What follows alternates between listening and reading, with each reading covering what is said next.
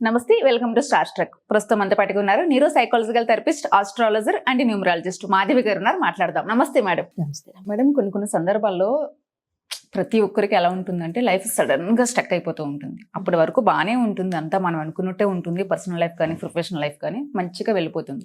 Sudden గా ఒకసారి stuck అయిపోతుంది. అదేంటో తెలియదు మనకి, ఏం నడుస్తుందో తెలియదు. ఒకవేళ జాతకంలో ఎలాంటి దశలు నడుస్తున్నాయో తెలియదు. ఒకవేళ ఏమన్నా శని ఏమన్నా ఎంటర్ అయిందేమో లైఫ్ లోకి తెలియదు. శని భగవానుడు అనుగ్రహం ఏమన్నా పడిందేమో తెలియదు. అలాంటి పరిస్థితుల్లో ఏం చెయ్యాలి? శని భగవానుడు అనుగ్రహం అన్నాను, అనుగ్రహం శని భగవానుడు పడితే మంచిదే అని చెప్తారు మీరు. కవరింగ్ అండి. శని భగవానుడి యొక్క అనుగ్రహం తప్పకుండా మనందరం ఎందు ఉందిగాక. భగవానుడు లేనిదే ఏది ముందుకెళ్ళదండి. Because he's very important for focus and discipline. Shani భగవానుడి అనుగ్రహం లేదు అంటేనే ఇలాంటివన్నీ అవుతూ ఉంటాయి. లేకపోతే అంటే అనుగ్రహం లేకపోతే ఖచ్చితంగా బెత్తమే కదా. అంతే అంతే. అది ఉంటే అనుగ్రహం, లేకపోతే బెత్తం. సరే, ఏదైనా ఎక్కువగానే. ఇంకా ప్రేమలు ఎక్కువ కదా ఇస్తారు ఆయన ఏదైనా. సో అటువంటప్పుడు మీకు అష్టమ శనులు కానీ, అర్ధాష్టమ శనులు కానీ, ఏళ్ళనాటి శనులు కానీ ఏమైనా జరుగుతున్నాయి అనుకున్నప్పుడు, బాగా భయం వేస్తోంది అనుకున్నప్పుడు మీరు ఏం చేస్తారంటే, నేను మీకు ఒక సింపుల్ రెమెడీ చెప్తానండి. అది కంటిన్యూస్గా చేసుకోండి. మీరు కొంచెం ఆవు పాలు తీసుకోండి, శనివారం పూట ఆవు పాలు తీసుకోండి. బట్ ఈ రెమెడీలన్నీ ఎప్పుడు వర్కౌట్ అవుతాయో నేను లాస్ట్లో చెప్తా.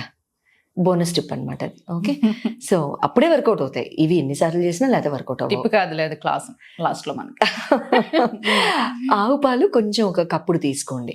తీసుకుని నల్ల నువ్వులు తీసుకోండి. నల్ల నువ్వులు తీసుకుని ఆవు పాలు ప్లస్ ఈ నల్ల నువ్వులు రెండు కలిపేసినవి శనివారం రోజు శివాలయానికి వెళ్ళి రావి చెట్టు దగ్గర పొయ్యండి. పొయ్యమన్నాను కదా అని చెప్పేసి చెంబులు పోసి అక్కడ గుడి వాతావరణాన్ని, గుడి యొక్క ఆ ఫిజికల్ స్పేస్ని అన్క్లీన్గా డిస్టర్బ్ చేయకండి. అన్క్లీన్గా, అన్హైజీనిక్గా ఉంచకండి. చాలా నీట్గా పొయ్యమనంటే ఒక స్పూన్ చాలు. చెంబులు పుచ్చుకొని బయలుదేరకండి. ఒక్క స్పూన్ చాలు. ఎందుకంటే పాపం తర్వాత అంటున్నానంటే, సరదాగా మేము ఎందుకు ఇలా జోకులు వేసుకుంటూ చెప్తా ఉంటే, నేను నా కళ్ళతో చూశానండి, నా చెవులతో విన్నాను. మనం అందరం అవన్నీ చేసేసి వచ్చేసిన తర్వాత పాపం వాళ్ళు క్లీన్ చేసే వాళ్ళు ఉంటారు కదా, వాళ్ళకి ఇబ్బంది, చాలా ఇబ్బంది. వాళ్ళు అబ్బా ఇవన్నీ చేసేస్తున్నారు, ఇవన్నీ తీయడానికి ఎంతసేపు అని. వాళ్ళకి పుణ్యం వస్తుంది నిజంగా. యాక్చువల్లీ పుణ్యం వస్తుంది. పాపం వాళ్ళు అర్థం కాక చిరాకుతో ఇలా ఎత్తి పడేయడం నేను నా కళ్ళతో చూశాను. అది మీకు తగులుతుందండి, అది మంచిది కాదు. మీరు చేసిన దేనికి పుణ్యానికి, కానీ వచ్చేది ఏమిటి వెనకాతల? అక్షంతలు, నిట్టూర్పు అక్షంతలు. అంతే. వాళ్ళు తీసేటప్పుడు వాళ్ళకి మనం కష్టం కలిగించొద్దు. వాళ్ళు సుఖంగా ఉండాలి, వాళ్ళ పని త్వరగా అవ్వాలి. వాళ్ళకి ఇంట్లో పిల్లలు ఉంటారు, వాళ్ళ డ్యూటీ టైంకి వాళ్ళు ఇంటికి వెళ్ళిపోవాలి. సో తప్పకుండా ఒక స్పూన్ మాత్రం వేయండి చాలు. ఓ స్పూన్ వేసిన వాడికి ఆయన ఏదో తక్కువ చేస్తాడు, చెంబు పోసిన వాడికి ఆయన ఏదో ఎక్కువ చేస్తాడు. ఆయన ఏం అలా చేయరండి. ఆయన ఎప్పుడు కళ్ళు మూసుకొని ధ్యానంలో ఉంటారు కాబట్టి ఇబ్బంది లేదు.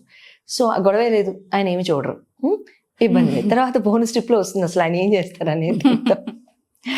ఇలా కొన్ని శనివారాలు కంటిన్యూస్గా చేయండి. ఇలా చేసిన తర్వాత ఆటోమేటిక్గా మీ పనులు ముందుకెళ్తాయి.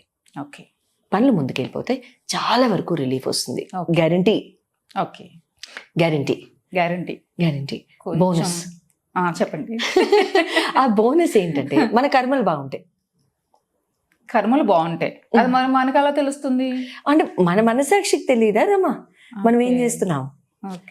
మన మనసాక్షి తెలియదు. మనం చిన్న అబద్ధం ఆడామా, పెద్ద అబద్ధం ఆడామా, మనం ఎవరినైనా దూషించామా, ఎవరినైనా ఏడిపించామా, ఎవరినైనా మెంటల్ గా ఇబ్బంది పెట్టామా, ఇవన్నీ తెలియదా? తెలుస్తాయి కదా. సింపుల్.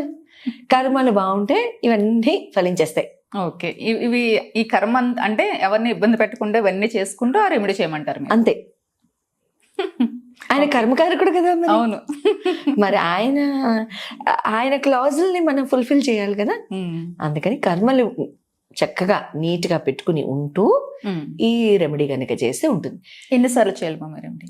At least 7 Saturdays. శని భగవానుడిది ఏ రెమెడీ అయినా మనం చేసేటప్పుడు 7 Saturdays చేసేలాగా చూసుకోండి. 7 Saturdays మీరు ఎప్పుడైతే చేస్తారో అప్పుడు ఆటోమేటిక్ గా అవన్నీ ఫలించడం మొదలు పెడతాయి. కానీ 7వ శనివారం అయ్యే వరకు ఆగాల అంటే అక్కర్లేదు, నిజంగా చాలా బ్యూటిఫుల్గా నేను కొంతమందిని చూశానండి. ఒక్క సాటర్డేతో రిజల్ట్ వచ్చిన వాళ్ళని చూశాను. ఓకే. కల ఆ మనుషుల గురించి నాకు తెలుసు కూడా. చాలా ముచ్చటేసింది అసలు. నోరు తెరిచి అడగక్కర్లా ఆ మనిషినైతే. నోరు తెరిచి అడిగే లోపే పని అయిపోతుంది మంది. అలాంటి క్యారెక్టర్స్కి ఎందుకు చేయరు? ఓకే. అంటే ఏం లేదు, మంచిగా ఉంటూ చెయ్యాలి చెప్తున్నారు మేడం, అంతే. ఎవరిని నా డిక్షనరీ, ఎవరిని ఒక చిన్న మాటతో కూడా నేను టైటిల్ ఆవిడ డెఫినేషన్. అలా ఉంటే వర్కౌట్ అవుతాయి. అలా ఉంటే అన్ని వర్కౌట్ అవుతాయండి. ఒకవేళ అది చేస్తూ కూడా మన జీవితంలో ఎలాంటి దశలు నడుస్తున్నాయి ఇవన్నీ తెలుసుకోవాలంటే ఎలా మేడం? చూడండి, ఒకటి ఎప్పుడు కూడా అలా చేస్తూ డెప్త్ గా అలా కనుక చేస్తూ మన జీవితంలో ఎలాంటి దశలు జరుగుతున్నాయంటే మీ జాతకాలు మీరు చూపించుకోవడమే. అంతే జాతకాలు చూపించుకోవడం. ఎప్పుడు కూడా చూడండి, దశలు, అంతర్దశలు, మహాదశలు, ఇంకా రకరకాల దశలు, ప్రాణదశలు, సూక్ష్మ దశలు రకరకాలు ఉంటూ ఉంటాయి. దినచర్య అంటే ఎవ్రీడే యాక్టివిటీ, ఎవ్రీడే ఇలాంటివి జరుగుతూ ఉంటాయి. మరి ఇంకంత సూక్ష్మంలో మోక్షంలాగా చూపించేసుకోవాల్సిన అవసరం కూడా లేదండి.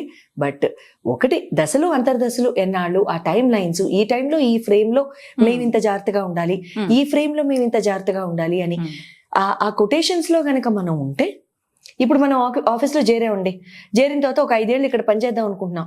మొదటి సంవత్సరం విపరీతంగా చేసేస్తాం, 2వ సంవత్సరం బాస్ అలవాటు అవుతాడు, 3వ సంవత్సరం వాడి భుజం మీద చేయేస్తాం, 4వ సంవత్సరం పనిచేయడం మానేస్తాం, 5వ సంవత్సరం వాడికి మన మీద విరక్తి, లేకపోతే మనకి వాడి మీద విరక్తి, నెక్స్ట్ బయటకు వస్తాం. దశలు కూడా అంతే. మా టీం కూడా నవ్వుతున్నారు, రైట్? అంతేనా? సో ఇక్కడ ఏమవుతుందంటే, అలాగే ఫస్ట్ దశ మొదలవ్వగానే కాస్త ఎలక్ట్రిక్ షాకులు తగులుతాయి. ఆ టైం లైన్స్ తెలుసుకుంటే బాగుంటుంది.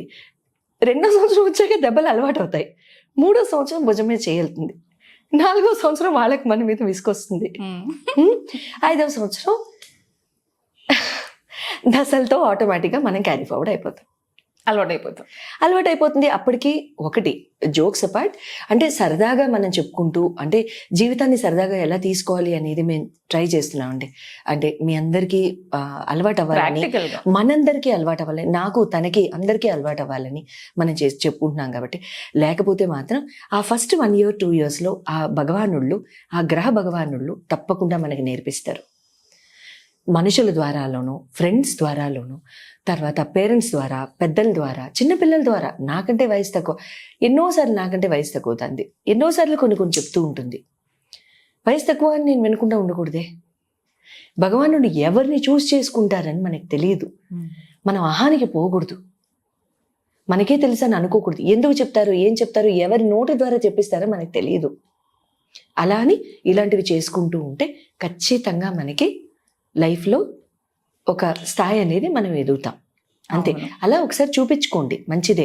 చూపించుకున్నంత మాత్రాన వినరాంది ఏదో వినపడిపోతుందేమో అని, తర్వాత జరగరాంది ఏదో జరిగితే అప్పుడు భయపడే బదులు స్టిచ్ ఇన్ టైం సేవ్స్ 9 అని సామెత కూడా ఉంది కదా. అవును, దాన్ని బట్టి మనం దాని ప్రకారంగా జాగ్రత్తగా ఉండడానికి. అంతే. మనం ఏదో ప్రయాణానికి బయలుదేరాం, అక్కడ రూట్ బాగాలేదు, అక్కడ ఇంకేదో అవుతోంది, ఆ సిటీలో ఏదో బంద్ ఉంది అనుకున్నప్పుడు బయలుదేరుతామా? లేదు.